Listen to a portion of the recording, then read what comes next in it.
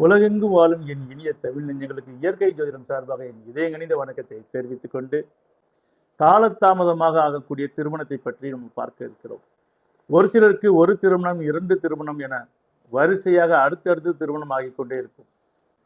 ஒரு சிலருக்கு ஒரு திருமணத்துக்கு மேல இல்லீகலான தொடர்புகள் அதிகம் ஏற்பட்டு கொண்டிருக்கும். ஆனால் ஒரு சிலருக்கோ திருமணம் ஆகுமா ஆகாதா என்று சந்தேகங்கள் எழும்படி காலதாமதம் ஆகிக் கொண்டிருக்கும். ஒரு சிலருக்கு 45 வயதிற்கு மேல், 50 வயதிற்கு மேல், 55 வயதிற்கு மேல் எல்லாம் திருமணம் ஆகும். ஒரு சிலருக்கு டைரக்டா 60ஆம் கல்யாணம் செய்வது போல 60 வயதிற்கு மேலெல்லாம் திருமணம் ஆகும். ஆனால் ஒரு சிலருக்கோ தன் இறுதி காலம் வரை திருமணமே ஆகாது. இந்த நவீன காலத்திலும் எவ்வளவோ முதிர்கன்னிகளை நாம் பார்க்கிறோம். இதற்கெல்லாம் காரணம் என்ன? ஜோதிட சாஸ்திரத்தில் கிரக அமைப்புகள் எப்படி இருக்கும்? அப்படி இருக்கும் ஜாதகத்துக்கு சிலர் பரிகாரம் செய்து ஒரு சிலருக்கு திருமணம் ஆகிவிடும். ஆனால் பெரும்பாலானோருக்கு எவ்வளவு பரிகாரம் செய்தாலும் இதற்கு ஒரு சொல்யூஷனே கிடைக்காது. அதற்காகத்தான் இயற்கை ஜோதிடத்தில் வருமுன் காப்பம் என்ற ஒரு திட்டத்தை கொண்டு வந்திருக்கிறோம். இந்த வருமுன் காப்பம் திட்டத்தில் அவரவர் சுய ஜாதகத்தின்படி அவருடைய கிரக நிலைக்கு ஏற்பபடி அவர்கள் ஆக்டிவேட் செய்து கொள்ள வேண்டும். ஒருவருக்கு சரியான முயற்சியும் முறையான பயிற்சியும் இருந்தால் வாழ்வில் தன் முயற்சியால் சில வெற்றிகளை அடைய முடியும். தன் வாழ்வில் எவ்வளவுதான் வெற்றிகளை குவித்தாலும் இந்த திருமண பந்தம் இல்லை என்றால் மனித வாழ்வுக்கு மோட்சமே கிடையாது. ஒருவர் மந்திரி ஆனாலும் சரி, முதலமைச்சர் ஆனாலும் சரி, பிரதமரே ஆனாலும் சரி, திருமண பந்தத்தில் அவர்கள் ஈடுபடவில்லை என்றால் அவர்களுக்கு வாரிசுதாரர்கள் என்று இருக்க மாட்டார்கள்.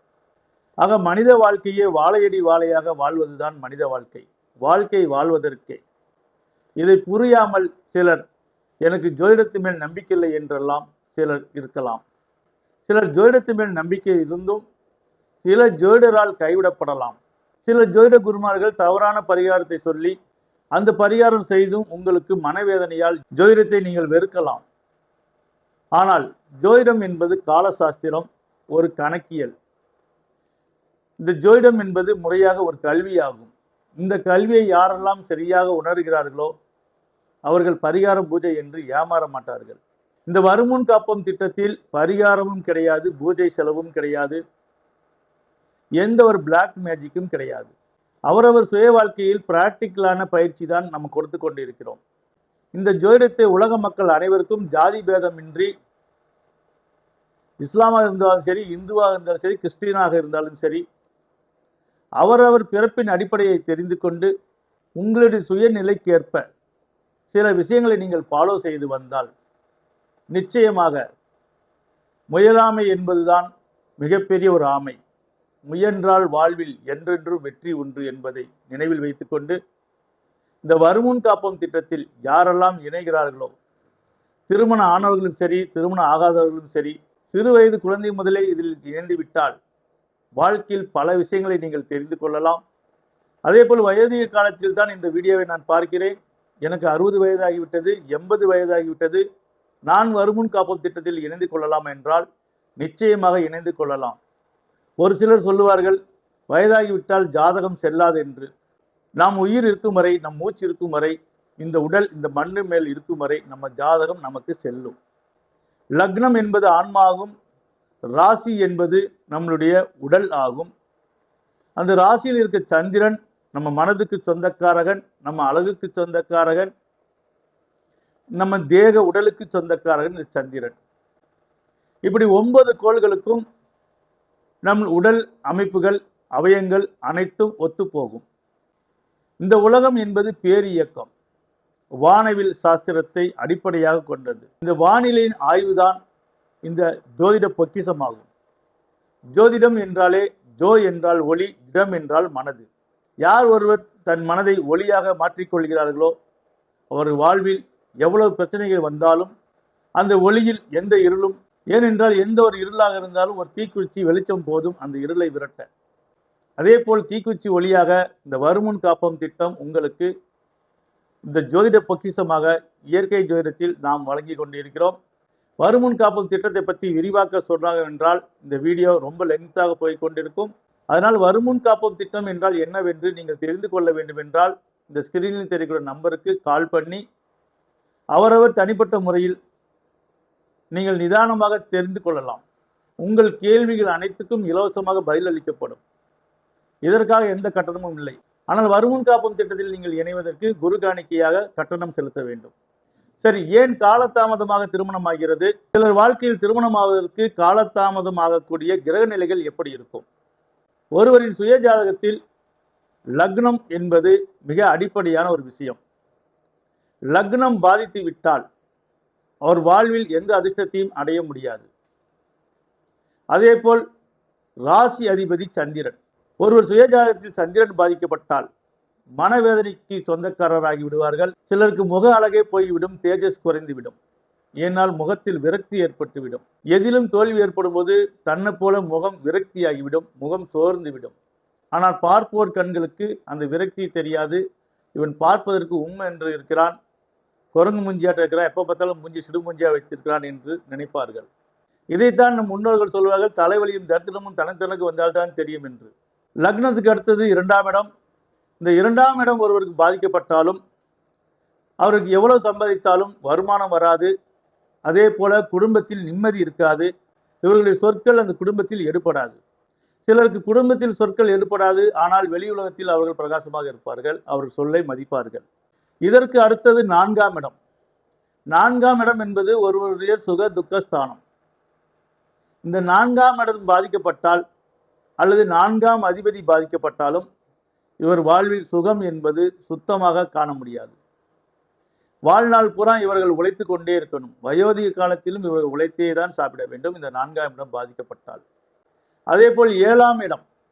ஆண்களுக்கு 7ஆம் இடம் கலத்திரஸ்தானம், மனைவி ஸ்தானம். பெண்களுக்கு 8ஆம் இடம் கணவர் ஸ்தானம், மாங்கல்ய ஸ்தானம். ஆண்கள் ஜாதகத்தில் 7ஆம் இடம் பாதிக்கப்பட்டாலோ 7ஆம் அதிபதி பாதிக்கப்பட்டாலோ இவருக்கு வரக்கூடிய மனைவி புள்ளப்பூச்சியாக வந்தாலும் அந்த புள்ளப்பூச்சி வந்த பிறகு அதுக்கு கொடுக்கு முளைத்து அது ஒரு தேல் போல் ஆகிவிடும். ஏனென்றால் அந்த மாதிரி சூழ்நிலைகள் அமையும். யாருமே திருமணம் செய்யும் போது ஒருவருக்கொருவர் துரோகம் செய்ய வேண்டும் எண்ணத்தில் யாரும் திருமணம் செய்ய மாட்டார்கள். ஒரு திருமணம் நடக்கும்போது ஒரு ஆணாக இருக்கட்டும் ஒரு பெண்ணாக இருக்கட்டும் பல கனவுகளோடு பல கற்பனைகளோடு தான் ஏழையாக இருந்தாலும் பெரிய ஒரு ஜமீன்தார் கோட்டை போல மனதில் கட்டி கொண்டுதான் அந்த திருமணத்தை செய்வார்கள். அந்த திருமணம் நடந்து அந்த முதலிரவெல்லாம் நடந்த பிறகுதான் தெரியும் அவர் கட்டியது கட்டிட கோட்டையா அல்லது கடல் ஓரத்தில் மணலில் கட்டிய கோட்டையா என்று. இப்படி பல பேர் வாழ்க்கை திருமணம் நடந்தாலும் மன வாழ்க்கையில் சிறக்காமல் எத்தனையோ பேர் துன்பப்பட்டு கொண்டு இருக்கிறார்கள். ஆக திருமணம் ஆகி மனவேதனையால் சுமக்கக்கூடிய பலரும் பலவிதமாக இருக்கிறார்கள்.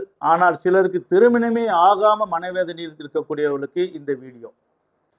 ஏன் காலதாமதம் ஆகிறது? 7ஆம் அதிபதி என்பது கலத்திரஸ்தானம். இந்த கலத்திரஸ்தானத்தில் இருக்கக்கூடிய கிரகங்களும் அந்த ஸ்தானமும் ஒருவருக்கு கெட்டு போய்விட்டது என்றால் அவருக்கு திருமணம் காலதாமதமாக நடக்கும். அடுத்து கிரக நிலையாக பார்ப்போம் என்றால் சந்திரன் ஒரு நிலைக்கு பாதிக்கப்படக்கூடாது. அதாவது தேய்பிறை சந்திரன் 6ஆம் இடத்திலோ 8ஆம் இடத்திலோ 12ஆம் இடத்திலோ இருக்கக்கூடாது.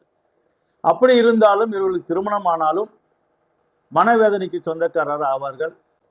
அதே போல் கலத்திரஸ்தாரகன் ஆகிய சுக்கிர பகவான், ஒரு ஆண் ஜாதகத்தில் சுக்கிரன் வலுவாக இருக்க வேண்டும். ஒன்று ஆட்சி பெற்றிருக்க வேண்டும், அல்லது உச்சம் பெற்றிருக்க வேண்டும், அல்லது நட்பு கிரகங்களில் இருக்க வேண்டும், அல்லது நட்பு கிரகம் சேர்க்கையோடு இருக்க வேண்டும், அல்லது நட்பு கிரக வீட்டிலாவது அமர்ந்திருக்க வேண்டும்.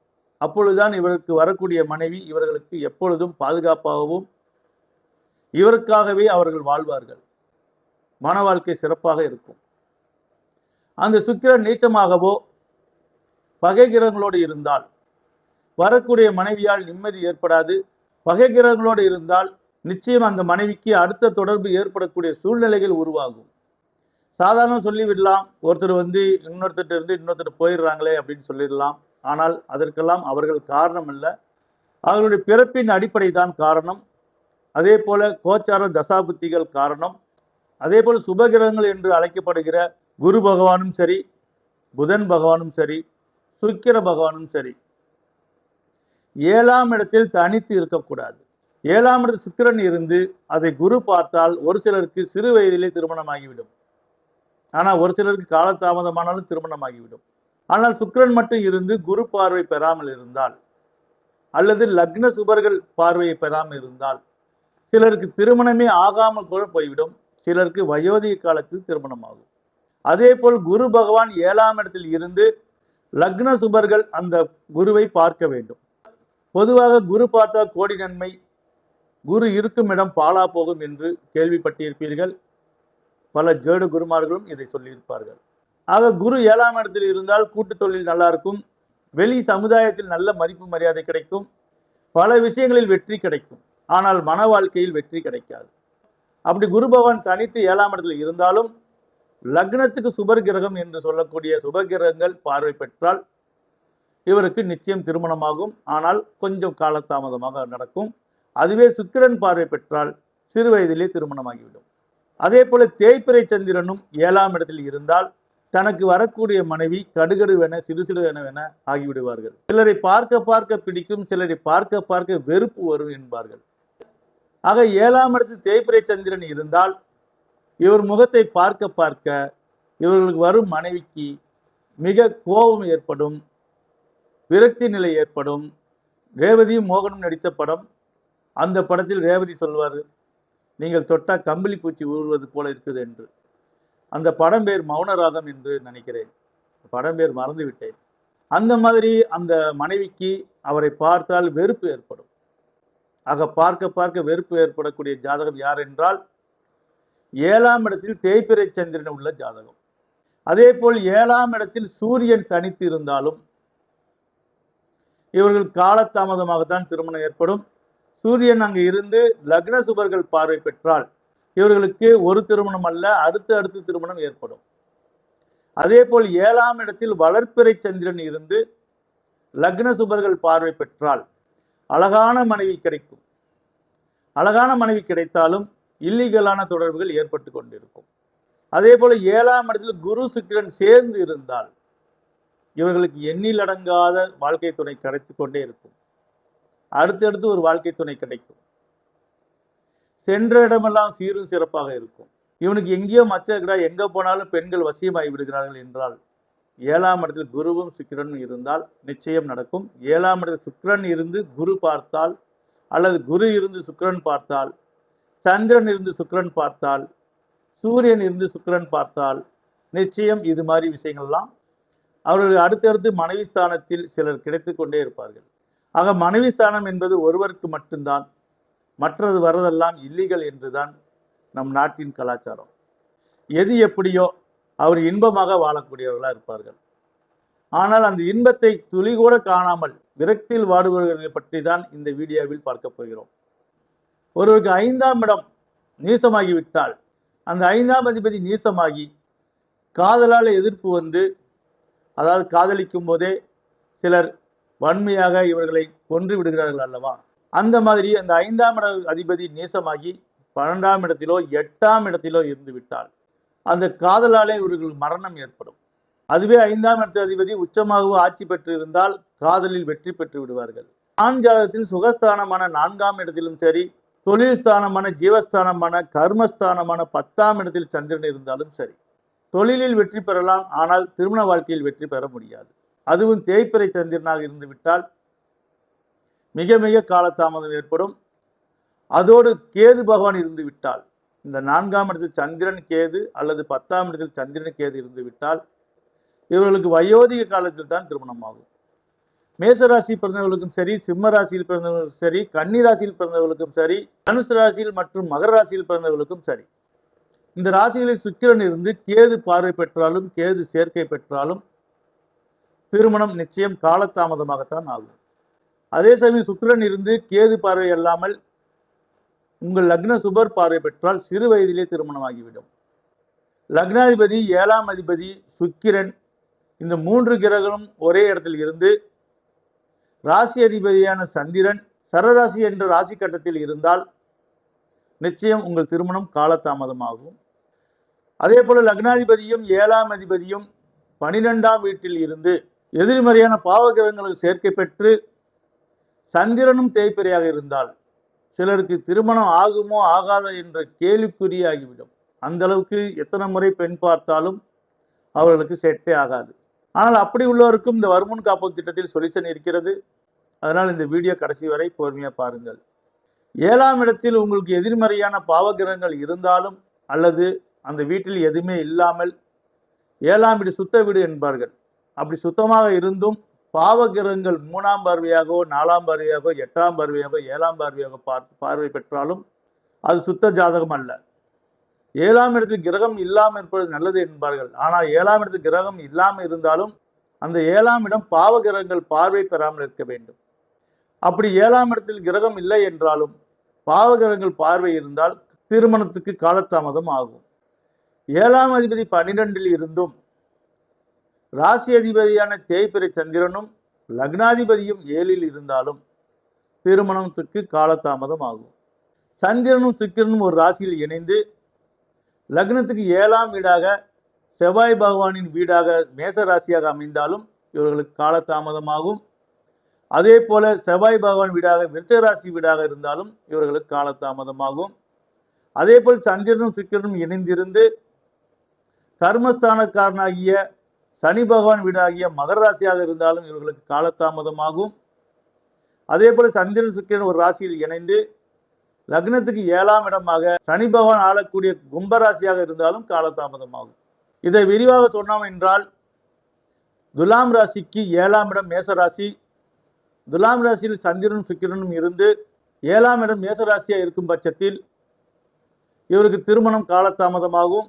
அதே போல ரிஷபராசிக்கு 7ஆம் இடம் விருச்சிக ராசியாகும். ரிஷபராசிக்கு சந்திரன் சுக்கிரன் சேர்ந்து இருந்து 7ஆம் இடம் விருச்சிக ராசியாக வருவதால் 7ஆம் ராசி விருச்சிக ராசியாக வருவதால் இவர்களுக்கும் காலதாமதம் திருமணமே ஏற்படும். அதே போல் சிம்ம ராசிக்கு 7ஆம் இடம் கும்பராசியாக அமையும். கடகராசிக்கு 7ஆம் இடம் மகர ராசியாக அமையும். இந்த கடகராசி சிம்ம ராசியில் பிறந்தவர்களுக்கு சுக்கிரன் சந்திரன் சேர்ந்து இருந்து அதிலும் தேய்பிறை சேர்ந்து இருந்தால் மிக மிக காலதாமதம் ஆகும்.